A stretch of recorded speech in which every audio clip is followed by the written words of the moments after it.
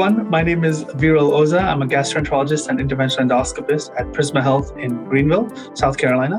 Today, we're going to talk about gallstones. What are gallstones? Gallstones are small deposits in the gallbladder, which is a small organ, a little bit smaller than the size of your fist, that sits on the right upper side, right underneath the liver. The gallbladder's responsibility, it acts as a reservoir to store bile. And every time you eat, particularly fatty food, bile is secreted from the gallbladder. The gallbladder squeezes and the bile kind of goes down this bile duct and into the small intestine. But if you develop small stones, and stones can be as small as a grain of rice, or it can be as large as a golf ball. If you develop these gallstones, patients can oftentimes have pain. And why would they have pain? Well, every time this gallbladder squeezes to pump that bile out, a little bit of this gravel or stones can go inside this bile duct and irritate the bile duct and irritate the gallbladder at the same time. So patients can sometimes feel a dull, crampy, colicky type of pain after they eat. It's not clear what causes gallstones to form. Majority of the gallstones are a result of what we call cholesterol stones. Cholesterol stones are stones that have high concentration of cholesterol.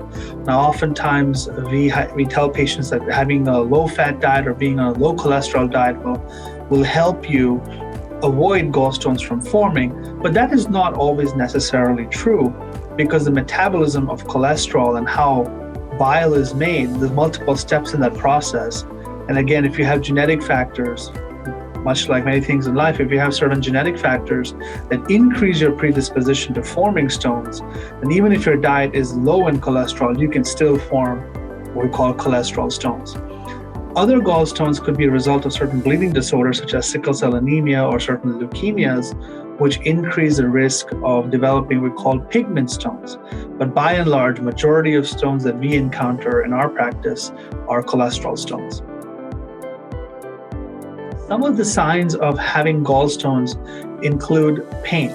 That's one of the most common complaints that we get in our clinic and in the hospitals when patients come in complaining of pain. Now, gallstone-related pain is generally after you eat. Gallbladder is an organ, as I mentioned earlier, that is involved in storing bile and pumping bile out into the small intestine. When you eat food, the body stimulates the gallbladder and says, hey, there's some fatty food coming along the way. We need that bile to help digestion. The gallbladder squeezes, out goes the bile. But if you have stones, it can cause a block and bile cannot flow out as smoothly as it should. That then results in having a little bit of discomfort and pain. And that pain timing can usually be after 30 to 45 minutes after you eat. It could be sooner, but majority of the time it's after you eat. It's not necessarily always true that's after you eat, but I would say, again, majority of the time it's after you eat. You have a colicky type of pain that's in the right side. Patients sometimes will also complain that they feel a little bit of pain in their shoulder, which is related to how the nerve distribution is in the body. But majority of the time, pain is on the right side or middle of the body, sometimes even radiating to the back. What are the risk factors for having gallstones? Not everybody gets gallstones. Interestingly, majority of the patients who have gallstones don't even know they have gallstones. Not everybody with gallstones will have a problem. Most people actually don't. It's only a small percentage of patients with gallstones will actually have issues, which then results in the need for either gallbladder surgery or other endoscopic procedures. But the risk factors for gallstones remains the same across the board. If you're a female particularly being 40 or older, being overweight, being ethnicity of Native American or Hispanic heritage, that has been shown to be a higher probability of having gallstones. And that is thought to be a result of some genetics just in that patient population. If you gain weight too quickly or lose weight too quickly, that has been shown to change how cholesterol is metabolized. And remember, I said earlier that the majority of the stones are cholesterol stones. So when that metabolism of cholesterol changes too quickly, the body does not have time to adjust. And the result is you end up with stones in the gallbladder. Eating a diet that's rich in fatty food or being on a high cholesterol diet, eating fried products all the time, that can also increase the risk of having gallstones. Having a family history of gallstones is also associated with having higher risk of developing gallstones. So oftentimes we'll see patients they'll come into clinic and say, I'm having pain here, doc. My mother had this problem, my sister had this problem, my grandmother had this problem. And those are the patients that likely have a genetic component of developing more gallstones. Certain medications can also increase the risk of developing gallstones. Having diabetes has been shown to be associated with higher risk of developing gallstones. And then also having liver disease. Liver disease has been associated with gallstones again because a lot of the cholesterol metabolism and really bile production happens in the liver itself. So gallstones, oftentimes when you develop gallstones, one of the questions patients ask is, hey doc, I don't want to do anything. This is just a nagging pain and I think it's just going to go away. Can I just do diet and exercise and hope this will go away? The short answer to that question is generally once you have gallstones, they don't just tend to go away. Having said that, sometimes your symptoms may actually improve if you go on a diet that is low in fat, low in cholesterol, you start eating more fruits and vegetables, and you're exercising regularly, then you may notice an improvement in your symptoms, but stones may not necessarily go away, and you can have that symptoms come back a few years later down the line. We start having pain again. So those stones don't necessarily always go away, but if you have big stones, less likely to go away. If you have small little stones, we call gravel or sludge-like material in the gallbladder, that's more likely to go away. Once we diagnose gallstones, patients ask, well, now I've got stones, I'm having pain. What does this mean? Will they go away? Won't they go away?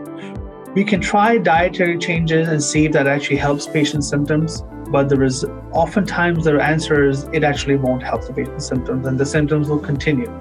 In those cases, we send the patients for a surgical cholecystectomy. Also, in simpler terms, it's a surgery to remove the gallbladder out. It's a laparoscopically done procedure. It's a very safe procedure. Are there complications that occur with gallstones? Are there complications that occur with removal of the gallbladder? Yes, there are complications associated with removing the gallbladder, but it's not very common. Majority of the patients who undergo gallbladder surgery recover very well and do very well post-operation, and they go home. Sometimes patients may develop bile leak or other infection, things like that may require more antibiotics and more treatment. If a stone is stuck inside what we call the bile duct or the plumbing system of the liver, which is connected to the gallbladder, then you may need a procedure called an ERCP. Now it stands for a mouthful. It stands for endoscopic retrograde cholangiopancreatography, or the short form is ERCP. ERCP is an endoscopic procedure where we would go in from the mouth, through the food pipe into the stomach and then to the small intestine, and we would go inside these bile ducts and pull the stone out. That's in essence what that big word means. The long and short of it is when you have a gallstone issue, number one treatment option is sending the patients to surgery. If diet and exercise have failed to help their symptoms, we send them to surgery to get the gallbladder removed. If there's complications associated with that, where the stone is stuck in the bile duct, or patients can sometimes even get pancreatitis or irritation of the pancreas, then you may have to go in there and pull the stone out endoscopically, which is done by a gastroenterologist. Thank you everybody for listening. I hope this information was helpful. If you're having discomfort and pain after you eat, please discuss that with your primary care doctor or your gastroenterologist. And if we at Prisma Health can help you, please feel free to reach out to us.